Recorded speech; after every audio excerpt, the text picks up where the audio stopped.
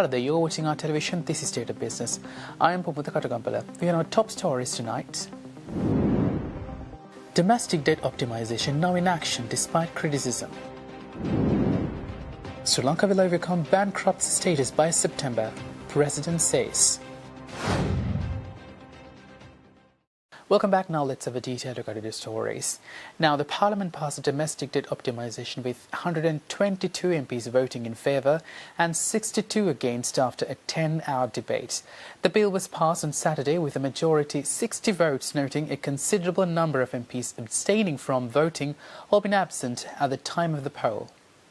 The government MPs said it will reduce public debt, interest rates and ensure financial system stability as well as safeguarding of deposits of millions. The opposition drew parallels to the infamous bond scam when Ranil Wickremesinghe was the Prime Minister and the domestic debt optimization deception as the President. Leading the charge was main opposition and Samaga Jana Balawega leader Sajith Premadasa.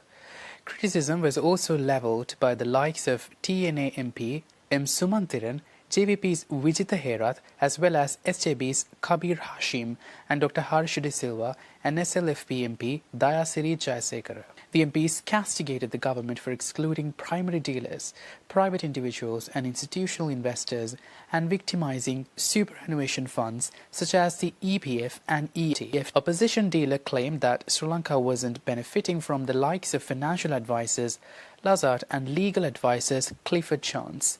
The opposition leader also said the government should seek a 50% haircut from external creditors instead of the 30% implied by the central bank last week. Premadasa also faulted the Treasury and CBSL for agreeing to highly unrealistic and dangerous targets such as the 2.5% primary balance from a negative 7% within a short period.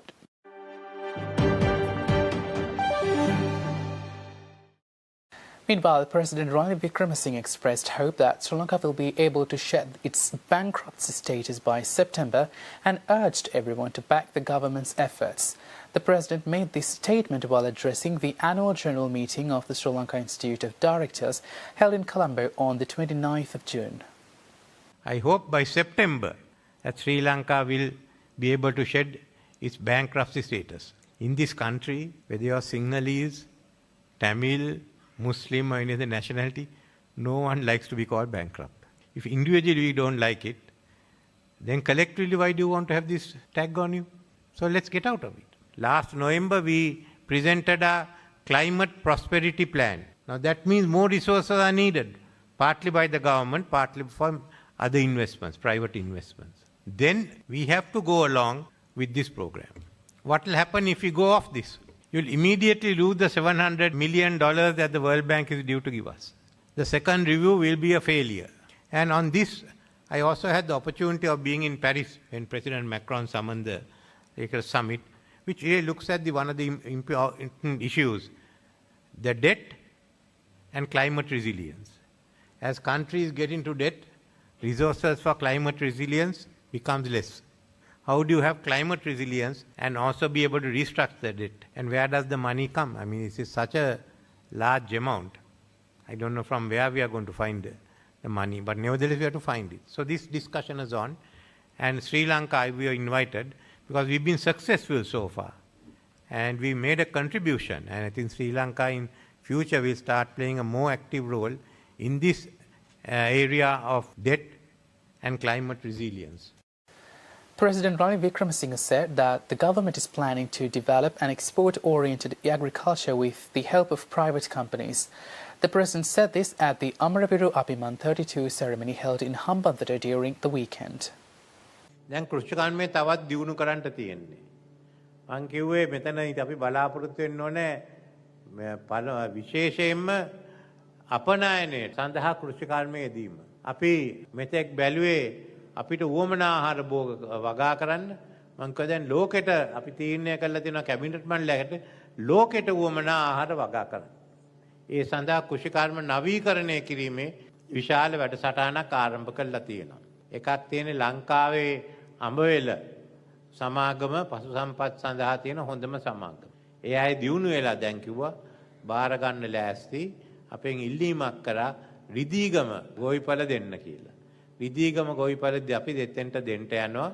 එහෙනම් මේ ප්‍රදේශයේ තියෙන ඒ වගේම පසු සම්පත් තවත් දියුණු කරන්න. දෙවැනි එක තමයි දැන් අපි සාකච්ඡා කරගෙන යන්නේ අවසන් කරනවා. අමුල් සංවිධානයත් ඇවිල්ලා ඉන්දියාවේ ප්‍රධානම සමාගම ලංකාවේ තියෙන මේ අපේ පසු සම්පත් මණ්ඩලයට අයිති වතු ගණනාවක් බාර ගන්නට යනවා. එහෙනම් මේ තව දියුණුවක් ඇති වෙන්නේ. තවත් සමාගම් කීපයක් තියෙනවා අපිට මෙහෙ දියුණු කරන්න. අපි පිට රටින් සත්තු ගේන්නේ නැහැ. මොකද 25000ක් ගෙනාවන්නේ. ඒ 25000 ලංකාවේ තිබුණා නම් දැන් අපිට පුළුවන් කිරි පිට රට යවන්න. ඒ 25000 නැති වුණා. ඉතින් අපි කිව්වේ මේ සමාගම් වලට එන්න මේක බාර ගන්න මේක හොඳට දියුණු කරන්න. ඉතින් මේ ප්‍රදේශයේ කිරි දැන් දියුණු වෙන්න යනවා. ඉතින් කිරි දියුණු වුණාම මං කිව්වේ මුදෝපකිරි තත්ත්වයක් දියුණු වෙනවා.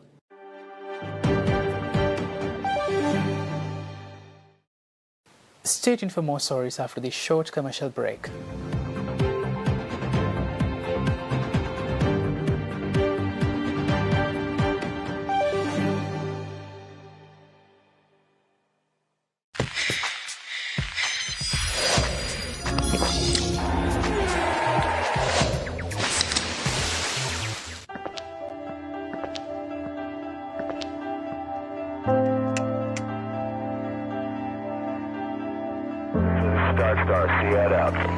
IWS Aviation.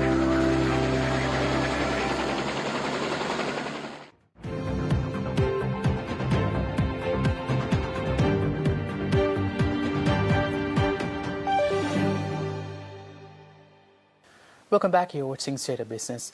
Now, Minister of Foreign Affairs Ali Sabri said that the domestic debt restructuring process was a necessary evil to maintain the sustainability of the Sri Lankan economy and that it is the only way forward. The minister said this during a special address to the media at the President's Media Centre yesterday. EPF, 14% of taxes they are paying that had not been increased. So in view of that, with all these things, we must accept the fact that debt restructuring is not going to be popular. We have no choice between good and bad and very bad. That's the truth. Because debt restructuring is anyway going to be very difficult for people to take it. But if you don't do it, what will happen? Economy will collapse. Last year's inflation, which was 80%, I compared because our own people in the parliament compared Sri Lanka with Venezuela and Lebanon. We have brought it down to 12%, which will go down to 7-8% probably next month. And imagine if they have gone another 80%. You will have 2 billion, but your worth is 1.2 million. So we have prevented that. So therefore, in that particular scenario, a 0.5% of the GDP was asked to take over by the EPF. That is because they have been less taxed comparatively. I'm not saying that they are not being affected, but they are affected marginally because ultimate result is the current amount of 9.4%, they will get a minimum of 9.1% during the next 3 years. Minister of Foreign Affairs Ali Sabri also said that it was revealed to him during his recent visit to China that $1.2 billion worth of investment is coming the way of the port city in Colombo. Last week I was in China. I had a discussion with several very important conglomerates and big-time investors. For example, China Harbour, they confirmed that they will invest further $1.2 billion into the port city. And then I met Sinopac. They were very interested in establishing a refinery in the southern province. So there are possibilities. So it all depends on how we present it. If our reforms are going to be steadfast, if our reforms are kind of sustainable on the face of it, I'm sure we should be able to attract a lot of investment. If the investment comes in, if the tourism does well, if the remittance comes in, if the export work better, I think we should be able to manage this crisis better.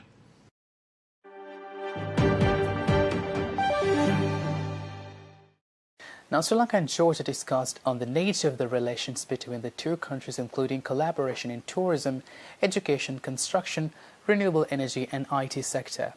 This is discussed during the second round of bilateral political consultations between Sri Lanka and Georgia, convened in Tbilisi on the 19th of June 2023. State Minister of Foreign Affairs Taraka Balasuri headed the Sri Lankan delegation, while the Georgian delegation was led by the Deputy Minister of Foreign Affairs Alexander Vitsiashvili. Discussions took place on the training for Georgians in Sri Lanka, hotel schools, possible foreign employment opportunities for Sri Lankans in Georgia, education for Sri Lankan students in Georgia, particularly in the field of medical studies, were also looked at during the consultations. State Minister also had discussions with Georgia's Innovation Technology Agency and the National Tourism Administration and visited a state-of-the-art coffee manufacturing plant. He also met with the head of Georgian American University and entrepreneurs from the Georgian business community. During State Minister's meeting with Deputy Minister of Education and Science of Georgia, both discussed avenues of cooperation in the education and skills development sectors.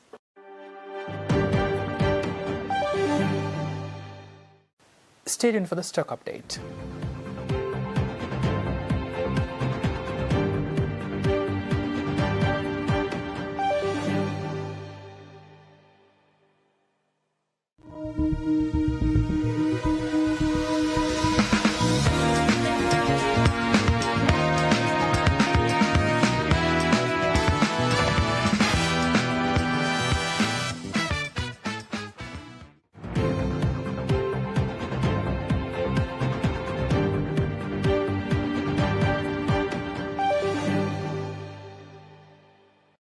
Welcome back, you're with State of Business. Now the stock update.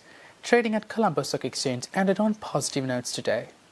The All-Share Price Index gained 633.69 points to close at 10,076.64 and the S&P SL 20 gained 259.47 points to close at 2,973.12.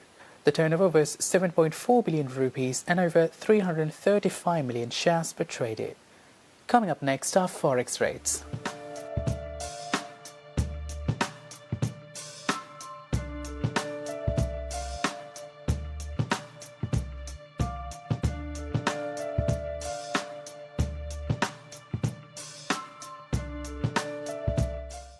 Well, that's it for tonight. For this and more, subscribe to our channel on YouTube and follow us on Facebook. Thanks for watching. Bye-bye.